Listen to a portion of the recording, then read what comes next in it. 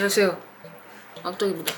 오늘은 잠을 못 자니까 제정신이 아니에요. 고양이 때문에 3시간밖에 못 잤는데요. 그래서 오늘의 영상은 고양이 키우기 리뷰 집사의 찐 후기입니다. 어제 잠을 못 자가지고 고찰을 좀 하다가 한번 영상 만들어서 이 고양이의 실체에 대해서 폭로하면 너무 좋겠다. 그나마 이 잠을 자지 못한 것에 대한 분함은 좀 풀리겠다 싶어가지고 일어나자마자 지금 후딱 씻고 화장하고 카메라 켰습니다. 또 우리가 너무 생얼로 만나면 이 긴장감이 없잖아, 언니들, 오빠들아, 동생들아. 리뷰 갈게요. 저는 일단 2마리의 고양이를 키우고 있습니다. 둘 다 이제 구조된 고양이를 입양한 거고요. 그리고 데려오기 전에 1년 정도 공부와 고민과 환경을 세팅을 했고 키운 지는 2년에서 3년 정도 됐습니다. 근데 실제로 생활을 같이 한 거는 이제 한 1년 반 정도 됐어요. 왜냐면 제 몸이 아팠었어가지고 본가에 잠깐 맡기고 출퇴근하면서 이제 관리를 했었거든요. 2마리 다 완전 아기 때 이제 데려와서 키웠는데 한 마리는 삼색냥이, 한 마리는 치즈냥이입니다. 둘 다 암컷이고요. 중성화했고요. 다 이제 3년 이하 친구들입니다. 고양이를 키우기 전과 후가 너무 많이 바뀌었어요. 모든 것들이 그냥 삶에 촘촘히 박혀있다. 이렇게 될 줄은 어느 정도 알고 있었는데 1년 정도 공부를 했으니까 막상 키우니까 더 현실적인 게 많더라고요. 이제 얘기를 시작해 보겠습니다. 일단 제가 여기 죄송해요, 고파서 적어놓은 게 있는데, 일단 첫 번째, 미디어에 노출되어 있는 고양이의 이미지와 너무 많이 다르다 입니다. 그러니까 뭐 미디어에 이게 노출되고 쇼츠나 릴스나 뭐 틱톡에서 보이는 그런 고양이들, 아니면 고양이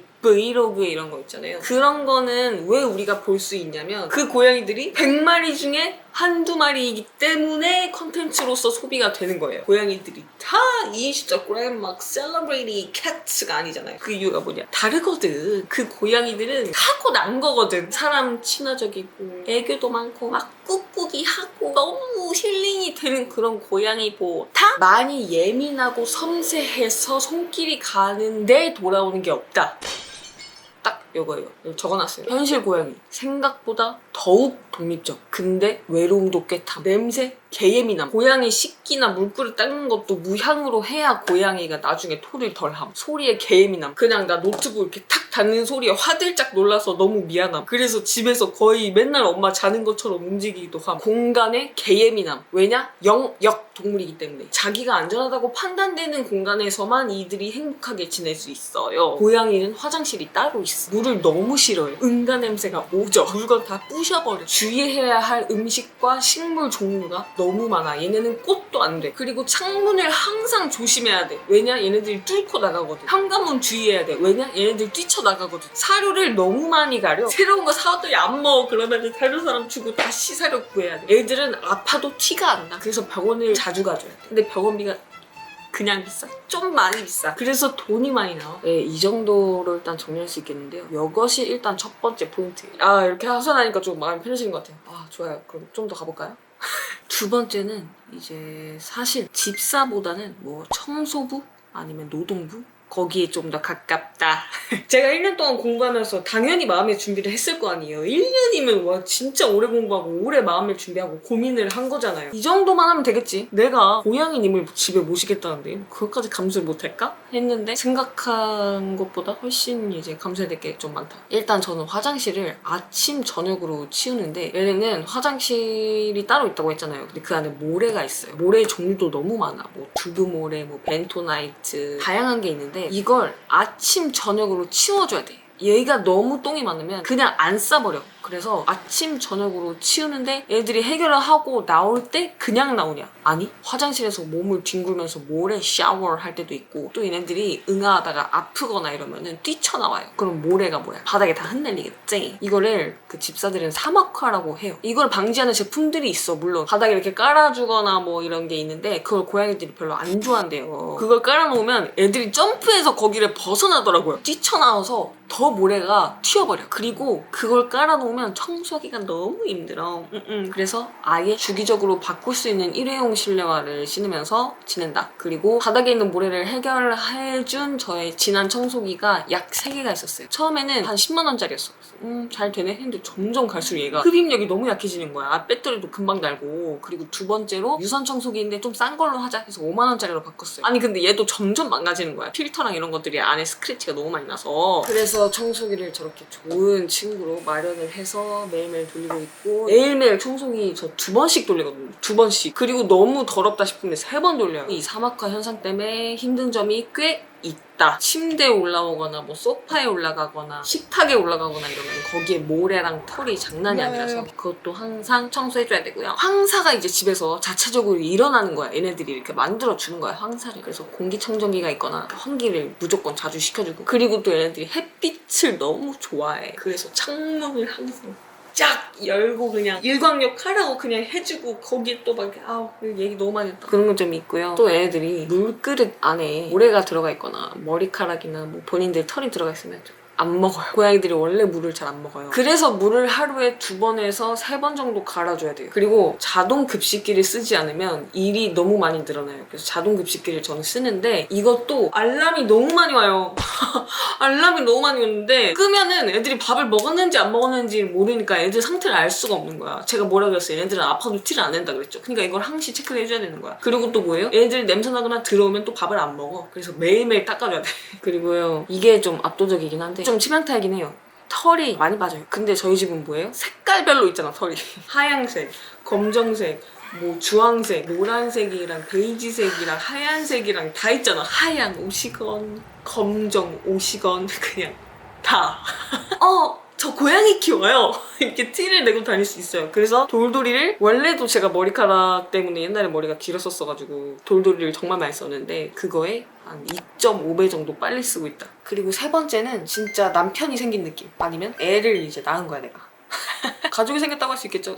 자, 고양이 독립적이죠. 정말 독립적이에요. 만지는 것도 별로 안 좋아하고 산책이 필요한 것도 아니고. 근데 사냥놀이를 해주면서 그들의 본능을 계속 일깨워주고 스트레스를 해소시켜줘야 됩니다. 그리고 외로움을 안 타는 건 아니에요. 그래서 장시간 외출이나 여행을 갈 때 무조건 잠시 봐줄 친구, 또 화장실이랑 물그릇이랑 밥그릇도 닦아야 되니까 그걸 해줄 친구가 있어야 한다. 그런 낯선 사람에 대한 예민함이 있어서 주인이 와야 안심을 하는 경향이 있어요. 한 이틀 이상 맡긴 적이 있었는데 토를 너무 많이 했더라고요, 애들이. 그래서 외출이 쉽지 않고 집에 꽉 묶이는 느낌이 있다. 제가 또 사주 역마살이 뒤지게 많거든요. 근데 그걸 잘 못 풀고, 얘네들은 규칙적인 생활을 굉장히 좋아해요. 제가 느끼기에도 진짜 어떻게 이 타이밍을 알고 나한테 이렇게 오지 할 정도로 그 타이밍을 기가 막히게 알아. 자기가 마음에 드는 행동이 있으면 그걸 본인의 루틴에 정확한 시간에 어떤 타이밍과 내가 어떤 상태일 때를 딱 맞춰서 내가 이렇게 해주길 바라는데 그걸 안 하잖아요? 계속 울어요.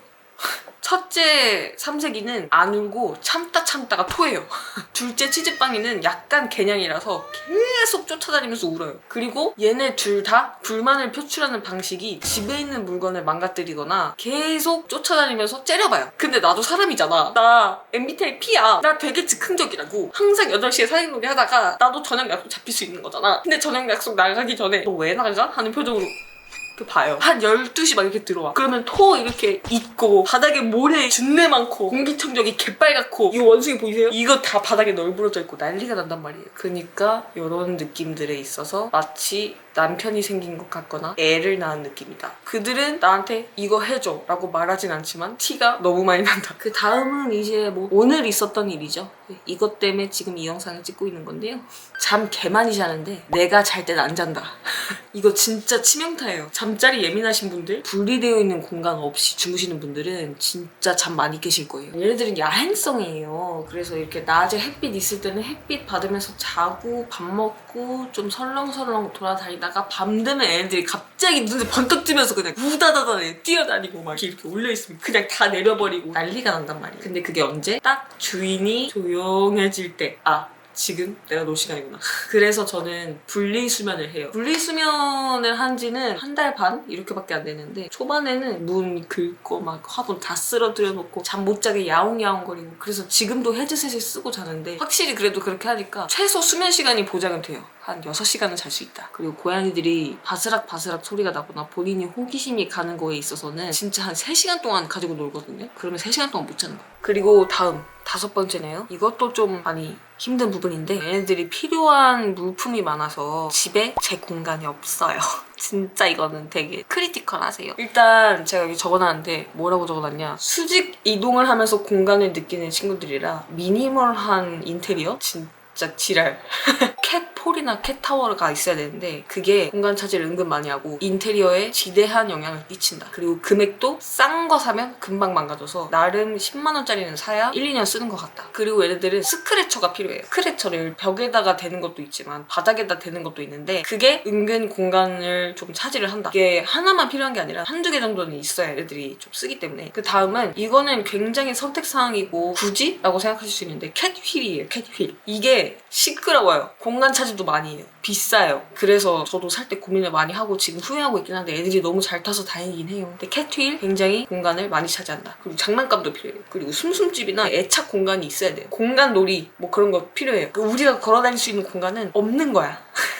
그리고 그 다음에는 얘네들 성격이에요. 성격. 진짜 개 예민한 CCTV예요. 그냥 냄새, 소리 많이 예민해요. 근데 이렇게 있는데 이렇게 했을 뿐인데 깜짝 놀라서 막 이렇게 막 봐.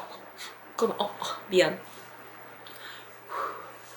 행동을 하거나 뭘 할 때도 예열 시간이 필요해. 뭐 청소기 돌리거나 세탁기 돌리거나 물 틀거나 이럴 때 내가 이걸 한다는 걸 알려주는 과정이 필요해. 그리고 손님도 쉽게 못 부르고 집에서 걸스나잇 상상도 못해요. 집에 뭐 친구들 데려와서 뭐 술 마시고 편하게 논다? 노래 부른다? 절대 못해요. 그리고 코가 예민하잖아. 인센스 틀어놓고 편집하는 거 너무 좋아하고 그게 제 삶의 낙이었는데 안 하고요. 그리고 제가 CCTV라고 했잖아요. 어딜 가나 그냥 따라와요. 반신욕 한다? 이러면은 꼭 와서 몸이 있는지 확인하고 가. 뭘 하든지 따라오고 쳐다보고 관찰하고 처음에는 너무 좋고 굉장히 행복했어요. 하지만 이게 1년 뭐 이렇게 지나다 보니까 가끔은 저 혼자만의 시간이 필요하더라고요. 그리고 7번째는 많은 유튜브 채널에서 이야기하시겠지만 병원비예요. 병원비. 저는 이제 한 달에 한 번씩 가고 있는데 그런 거 하면은 돈이 10에서 20 정도는 나오는데 이거는 근데 제가 고양이 공부할 때부터 알고 있었던 사실이라 돈이 많이 나오긴 하는데 괜찮아요. 왜냐? 여러분들이랑 같이 키우고 있어요. 어떻게 보면 여러분들이 키워주고 계신 거예요. 정말 감사합니다. 자, 그럼에도 불구하고 키우는 이유가 분명히 있어요. 연애를 하거나 결혼을 하거나 가족 간의 관계에서도 상호작용하는 게 있잖아요. 제가 고양이를 데려왔을 때는 삶의 루틴이 아예 없었어서 항상 감정 기복이나 이런 게 되게 컸어요. 어느 날은 집이 엄청 더럽고 친구들도 계속 와서 놀고 밤낮 없이 일하고 이런 게 있었어요. 근데 확실히 집에 누군가와 함께 살게 되고 이 사람을 배려하면서 또 나한테도 도움이 되는 게 있으니까 제때 일어나서 집 청소하면서 하루가 시작돼버린 김에 일도 빨리 하고 환기도 많이 하고 청소도 잘 하면 저도 기분 좋고 엄마가 추룩값 벌어올게 하면서 생기는 그런 원동력도 되고 제가 감정 기복이 있을 때나 정말 힘들거나 이럴 때 계속 옆에 어쨌든 살아있는 생명체가 있어주는 거니까 안정감도 많지 들고 고양이들이 뭐 사주가 불이 됐나? 제가 뭐 금이거든요? 근데 그게 또 좋대요. 한창 사주 좋아할 나이. 같이 산지 얼마 안 됐지만 시간이 지날수록 저한테 마음을 여는 것들과 서로를 믿는 그게 있거든요. 삶의 행복도가 확 올라가는 순간이 있고 정서적으로 많이 좋은 것 같아요. 이상입니다. 찐 리뷰였고요. 정리하자면 그거예요. 저도 최대한 많은 분들이 고양이에 대해서 좋게 생각을 하고 유기묘나 이런 유기견이나 구조견들이 너무 많으니까 데려가서 키우면 너무 좋겠죠. 왜냐면 그래도 누군가의 보호를 받으면 좋잖아. 근데 그래도 한 번 데려갔다가 다시 버리는 것보다는 저한테 이런 이야기를 듣고 진지하게 다시 생각을 해보는 계기가 되었으면 좋겠어요. 보여지는 것과 다르게 굉장히 삶을 많이 공유해야 하는 거다. 이렇게 찐 리뷰를 해봤습니다. 그래도 얘들아 사랑해. 근데 오늘 밤은 좀 언니 좀 자자 얘들아. 왜 이렇게 문을 두들기니. 오늘도 감사합니다. 봐주셔서. 저희 편집자님도 고양이 키우시거든요. 혹시 추가하고 싶으신 내용이 있으시다면 본인의 한풀이를 할 수 있는 타이밍 드릴 테니까 하세요. 시작! 네, 됐습니다. 네, 가세요! 네, 고생하세요. 안녕.